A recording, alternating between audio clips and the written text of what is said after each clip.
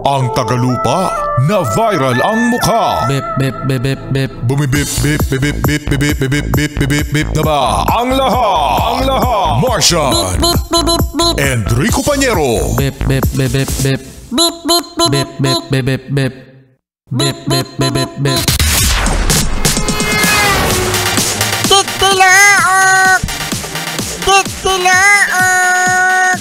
Bip, bip, bip, bip, bip. Ito na ang 101.1 Yes FM Balitan.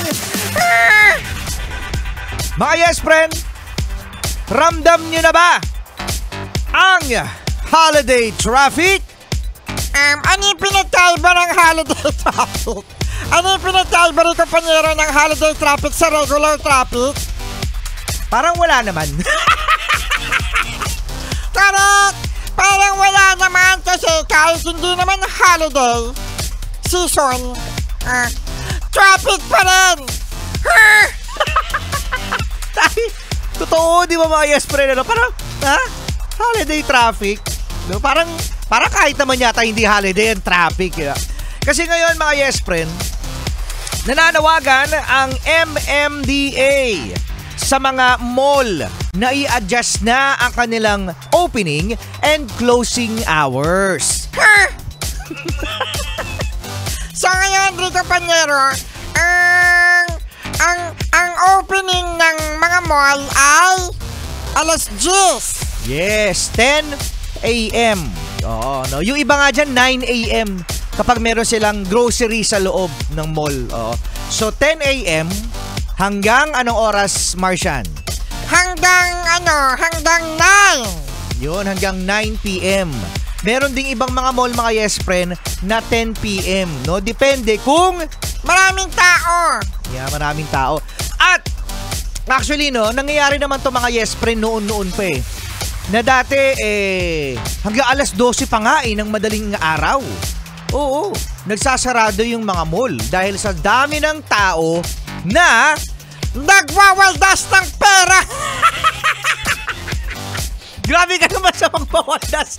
Grabe ka naman sa magpawaldas ng pera. Ini-enjoy lang, no, ang holiday season. So ngayon mga Yes Friend, ang nakapagtataka lang, bakit sa umaga? Ngayong oras na ito mga Yes Friend, di ba? Bakit ang traffic? Wala pa namang bukas na mall. Di ba no? Di ba? Inisipin mo, ano bang mas traffic mga Yes Friend?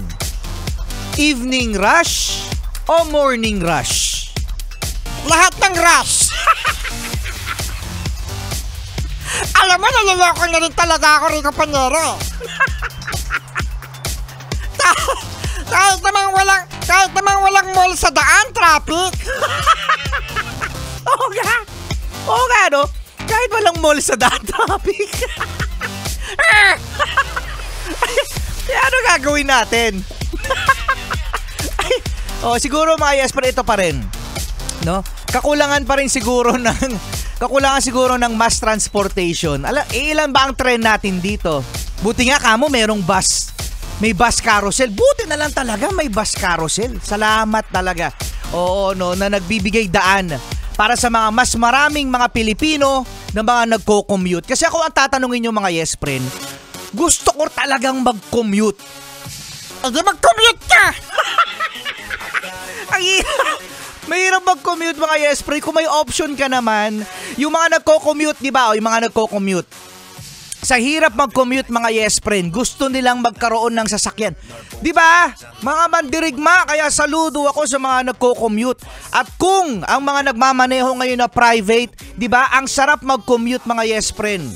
Kung maganda ang mass transportation natin dito sa Pilipinas. Ngayon, yung mga subway na mga proyekto, yung mga tren na mga proyekto, delayed. Delayed! Kailan matatapos yan? Diba, ang daming mga ginagawang mga expressway, which is nakakatulong naman din. Pero mas maganda mga Yes Friend yung long term na mga tren na sana mas marami tayong tren, mas maraming transportation para sa mga Pilipino. Correct. At hindi lang talaga. Naku! Ayoko na sa Earth! Ayaw na sa Artie Martin. Ayoko na! Hey, where'd you get that body from? 101.1 Yes,